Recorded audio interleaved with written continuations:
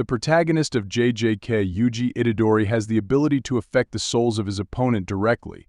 How exactly he does this isn't known. It is still a mystery how Yuji can affect the souls of his opponents. However, it is exactly through this ability of soul capture that he was able to attack even Mahito and hit his soul directly. Fumihiko Takaba is an individual that not many would have expected to have the power to affect souls. Essentially, his technique, comedian, allows him to turn anything into reality that he thinks is funny. Of course, the effective reality doesn't just affect him but also his enemies. In his fight against Kenjaku, the latter quickly realized that his true ability was When Nobara uses the extension technique of a straw doll curse technique, she can use resonance to attack the souls of her enemies.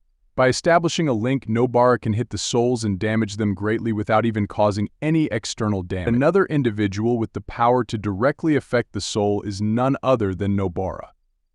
She was quite a powerful fighter, and when she was up against Mahito, it didn't take him long to realize that she, just like Yuji, was his natural-born enemy, simply because she could directly affect his soul using the power of resonance. Kenjaku is one of the most powerful individuals in the world of JJK, and he was certainly a very efficient villain. Kenjaku had many plans up his sleeve, and towards the end of Shibuya, he put another one in action when he absorbed Mahito, who was greatly weakened by Yuji and Todo. Once Mahito was on his knees, Kenjaku absorbed him and gained power to utilize idol transfiguration.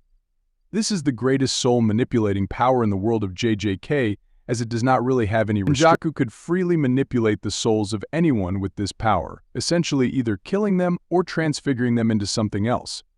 At the end of Shibuya, he used the power of remote idol transfiguration to grant curse techniques to many individuals by altering their souls somehow.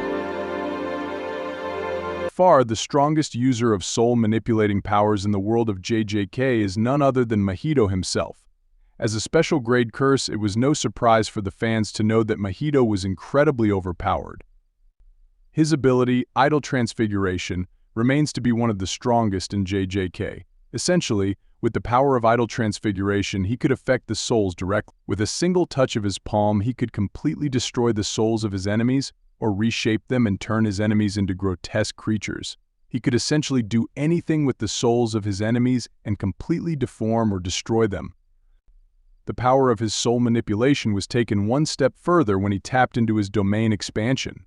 Once inside the domain, he did not even need direct contact with his enemies to affect their souls.